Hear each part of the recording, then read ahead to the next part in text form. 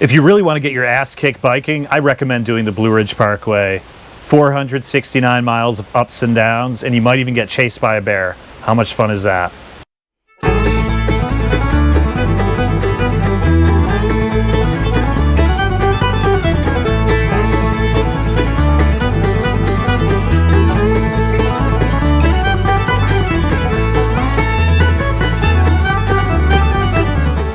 So the Blue Ridge Parkway goes through Virginia and North Carolina. It's about 469 miles. And then it also attaches to Skyline Drive, which is on the northern part, which is another 105 miles. And that's the Shenandoah Valley. So you can see both of those, and that would be what, 575 miles or something like that. So a great way to spend 10 days or 2 weeks if you want to do a tough bike trip. I think this is where Lance Armstrong actually trained back in the day. So it's not easy, but it's a great way to see some history, different biodiversity, the highest mountain on the East Coast, Mount Mitchell's out there. And yeah, super interesting place, but definitely tough. And if you want to take a car, you can obviously do that too. That'd be a lot easier. The whole thing's free except for that Skyline Drive, which is like $30. And you can do the whole thing in like one super long day, but I would definitely take a couple days to check it out. So anyway, here's a video from when I did this bike trip 3 years ago. I just was down in that area, so I took a bunch of new drone footage and stuff, and I'll kind of add that to it. And I hope you enjoy. Take care. So, we're off on another adventure. Pig, chicken, and Opie. Here on the Blue Ridge Parkway. So we've got about, 460 miles until down near Asheville. Did you sabotage my wheel? Did you loosen my wheel or something? Yeah, I want you to fall off and get hurt within the first couple miles. So. Yeah. So hopefully we don't quit in the first day or two. I imagine he'll quit after 2 days, but I'll try to make it down to the end.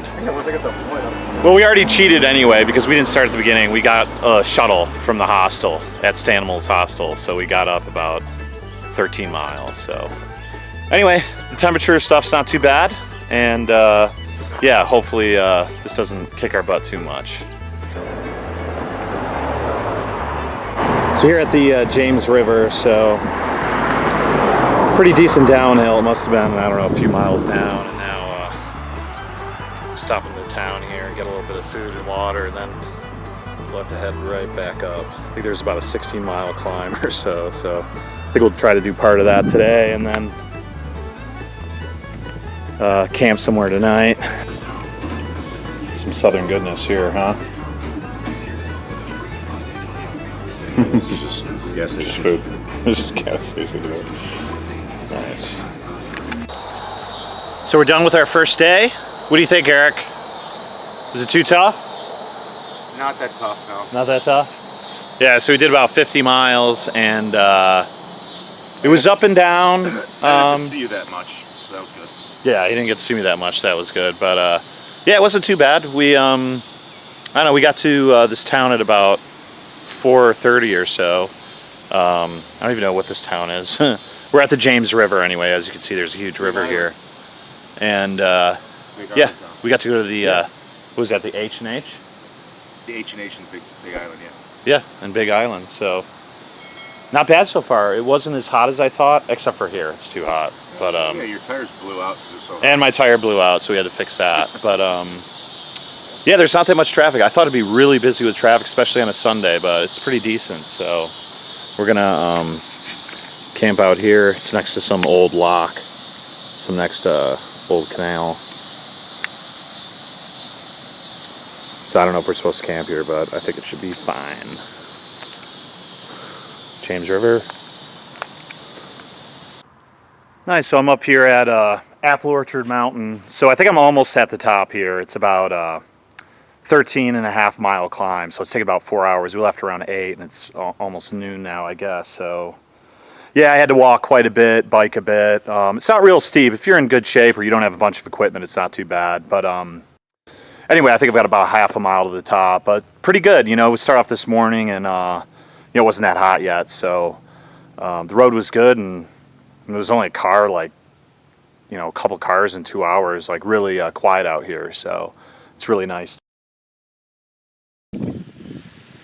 So we're off on day 3 now. Things aren't going too bad. Just got hit with a rainstorm for a minute, but luckily it was only about 10 minutes. And man, when it does come down here, make sure you got all your stuff closed up because, yeah, within like 2 minutes you're completely drenched. But anyway, yesterday we did that 13-mile climb, and then you go down to a place called Peaks of Otter. There's a nice restaurant there and a hotel and a lake and stuff. So you got a burger there and stuff. They've got a nice menu and a salad bar. And then you go up again for a bit, a few miles, kind of up and down, and then generally down the Roanoke. But, you know, I hiked the Appalachian Trail before in this area and been up and down the Blue Ridge Parkway before. And if there's one thing you'll notice about these mountains, I mean, you're really not up like on a ridge in a flat area. You know, it's up, down, up, down, up, down. There's really not a lot of flat things. So if you do 60 in a day, I mean, overall, you're probably going to do 30 up, 30 down, okay? 30 miles, 30 kilometers, whatever. So, yeah, we came down to Roanoke, and, yeah, it's funny because yesterday I was thinking at the beginning of the day, of course, there wasn't any big town nearby, so, you know, there was maybe one car in an hour went by, super slow traffic, so it was really nice, but of course when you get near Roanoke, especially near rush hour, there's just, you know, dozens and dozens of cars going by, and there's no shoulder, so that is a little bit dangerous there. So we stay at a hotel in the south of Roanoke there, right off the parkway. There's a place, a Skyline Hotel. It was like $55, and there's a Walmart and a Subway kind of right nearby there, so that's only about a mile off the route.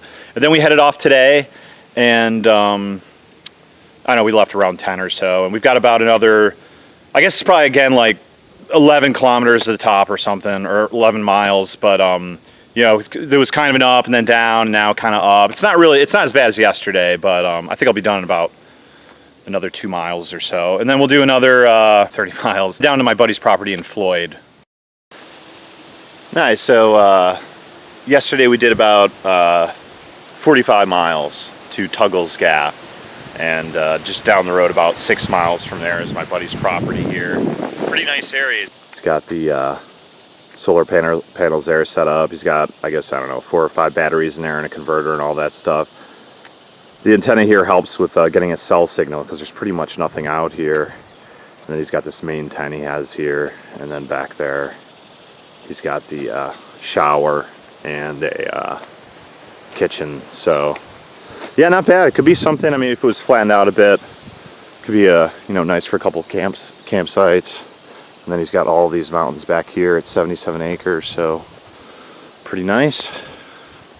The road yesterday wasn't too bad. There was some climbs and, you know, the typical ups and downs, but it was a little flatter in some areas, at least towards the end. But even the 45 miles still felt like very exhausting.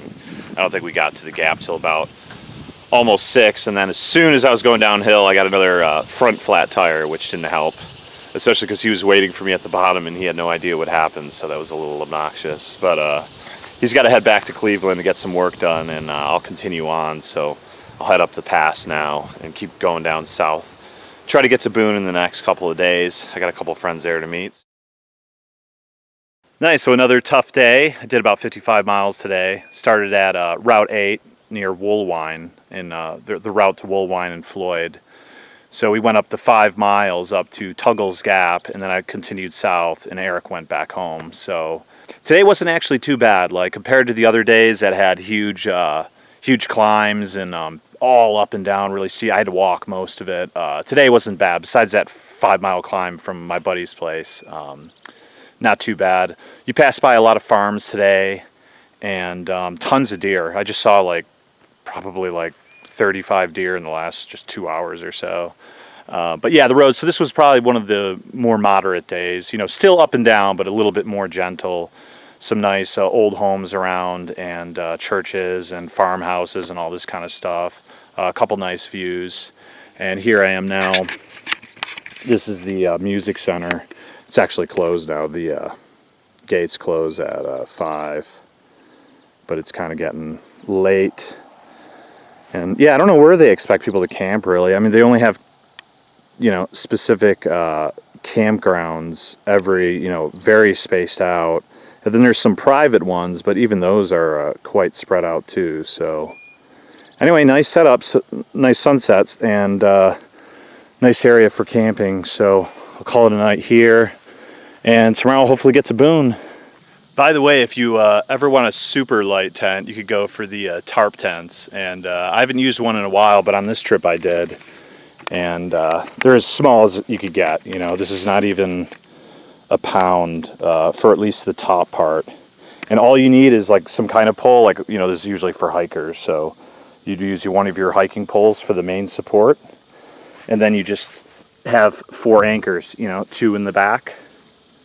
And, you know, these 2 on the front. And then I've got, of course, I've got thermarest, and I've got a little bit of a, you know, tarp kind of thing here for the ground.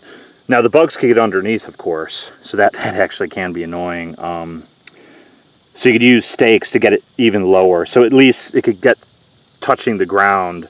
So there's still insects can get in, but it's still, I don't know, if you're looking for the lightest way, it's not bad. And then for the front, for the rain, you stake one down here and one down on the other side here, and then, you know, they're pulled out tighter, and that does a pretty good job. Sometimes you can get a little bit of rain up here at the top, but yeah, for I think it's like 12 ounces or something. So if you want to go ultra light on hiking or biking, this is probably the way to go. I guess integral, but I bought this probably 2002. But I did find the insects a little annoying, so I did end up getting something similar to this, but it had a little bit of mesh and a floor. And so, but then again, it'll weigh more, but at least you don't have any of the insects. Hopefully it does me good for this trip for, you know, just I'll probably only camp 1 or 2 more nights. Great sunset out here too. So I'm out here on day 5, did about 42 miles so far. So I started about 8 o'clock and it's about, I don't know, almost 3:30 now. So yeah, still another tough day. It's only 42 and I've been biking almost all day. I didn't really stop too much. So yeah, and then they got some construction here too on the road. So it's paved now, but they probably just paved half of it this morning or something. So it's all sticky and gooey, and I had a broken spoke. So, you know, when the wheel wobbles, the brakes will, you know, hit the rim and start slowing you down, so you have to loosen the brakes and stuff.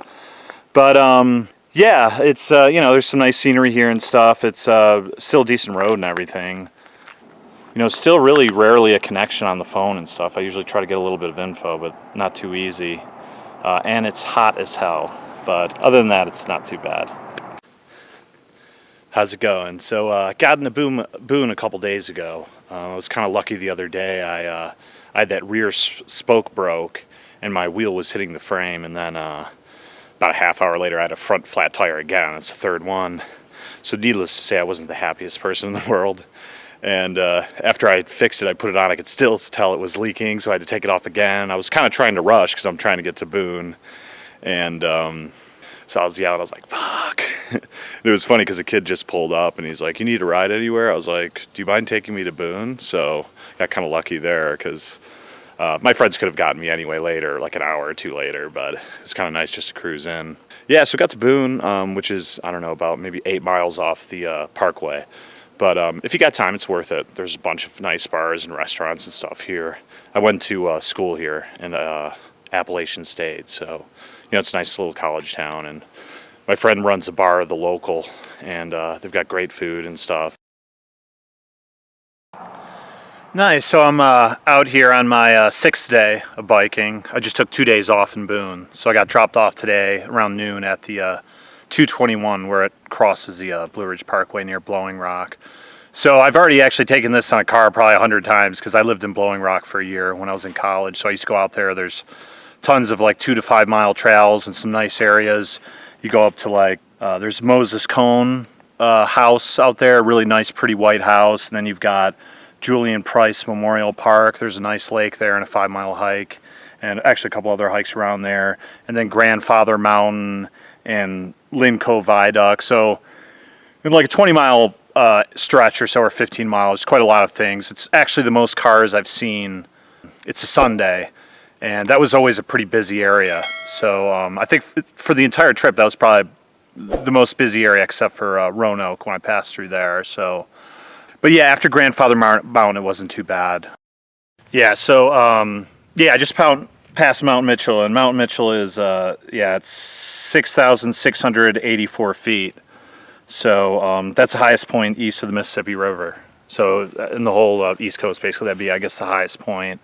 Didn't look like anything really special or anything. It's just like you wouldn't really know it coming up here. Besides, obviously, there's a big climb that goes next to it, and then you could go into the park separately. I didn't go. It didn't feel like another long climb over there. Yeah, and then I imagine I'm pretty much along the ridge here, and it'll start to go down to Asheville pretty soon. Nice. So I'm out here on my seventh and last day of the bike trip. So yesterday, where I left off last, I continued on up to a place called Little Switzerland. And that's a nice town, as you can imagine, because of the name. It's like a little Switzerland. They got some nice resorts that look super expensive, but if you want to take a break or you have, you don't mind spending a little extra money, they've got some, bars, restaurants, pools, all this kind of stuff right up there with some amazing views. I grabbed a burger there and continued a few more miles to Crabtree Falls, and there was a campground there. I got there around dark, so around 9 o'clock, I guess. So I paid $20 for that. Usually I don't like to spend $20 for a campsite, but there's not really a lot of great spots on the side of the road. It's like pretty thick brush and stuff like that. So if you just want to wing it, you can sometimes. I stayed a couple nights at closed campgrounds or stuff like that. And back closer to Virginia and stuff, there was a lot more farmhouses, so you might be able to camp on their property and stuff. But other than that, especially at nighttime, it was just better off just to pay the money and stuff. I guess most of it was what I expected, because I've driven up and down on quite a bit of it before. So I figured it'd be hot and really hard. And some of the parts today aren't that hot because I'm a mile high, but the other areas were pretty tough, all throughout. There's only a few areas that were that day I was going from Virginia wasn't too bad, and parts of yesterday were okay, but overall I found myself walking quite a bit. The traffic I thought would be worse overall, but it really wasn't that bad. Just the areas around Roanoke or at Blowing Rock and Boone yesterday, but it was a Sunday too, so that wasn't really a big surprise. But I didn't feel like it was really dangerous or anything, even though there are a lot of blind corners and stuff. There's a few tunnels along the way. I guess there's actually 20 or 30 or something it says. Yeah, I guess there's 26 altogether. I've only passed through a few, I think. So I guess most of them must be after Asheville, but I didn't feel like any of those were really dangerous or anything over the top. Other things to think about, I didn't really plan too much in advance because I was well, I'll just look at my phone. I'd planned a day or two, and I was I don't need to spend all this time because I'll just go on my phone and I'll hit, here's a hotel or a restaurant, but almost I don't think I've had coverage 75% of the time. So I could sometimes text people, but I don't have internet access in most areas. So you might want to check out a little bit because there's pretty long stretches in between where you want to get water or places to stay. So that's just another thing to consider. Any of these parks I've gone to or picnic areas have had water in the bathrooms or an outdoor a well or something. But sometimes there's almost 30 miles in between some of those. There are tons of roads that cross the parkway, but if you don't have internet access or too detailed of information, then you're not going to know how far you have to go down to a store or something. Obviously, a lot of those roads, not all of them, but some of them lead just a few miles to a big town, and there's going to be a Walmart and tons of stuff. But yeah, a lot of the time, man, that's straight downhill, really steep. When I went down to my buddy's near Floyd. It's just straight downhill for 5 miles, and it takes an hour and a half to get back the next day. So yeah, overall, it's a good trip if you if you're interested in the history. This is was the kind of first frontier area. This is kind of where the 13 colonies were sort of, I guess you could say, kind of blocked before people really started moving west. And some interesting history and things, and the road's pretty quiet all around, but it's a really tough ride. So I give yourself. It's about 470 miles. That's about, I think 700 or 750 kilometers.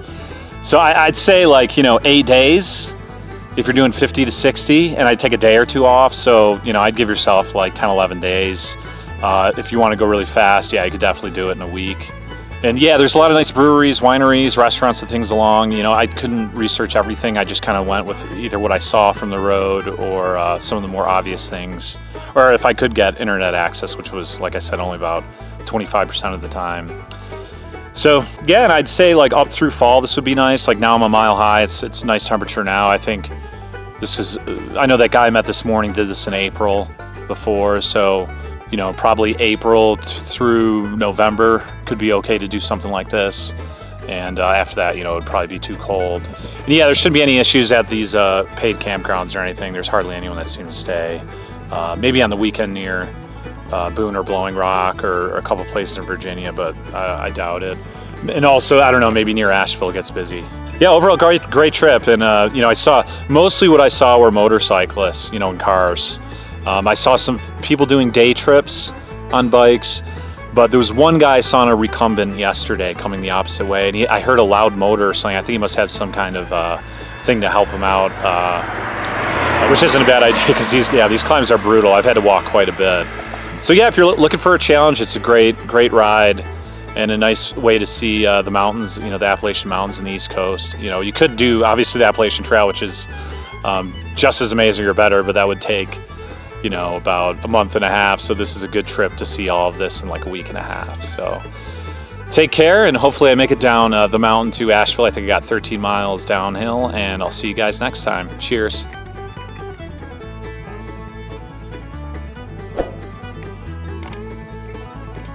So I hope you enjoyed the video. If you liked it, hit that like button and subscribe. And if you have any questions about biking it or taking your car in there, let me know in the comments below, and I'll see you next time. Cheers.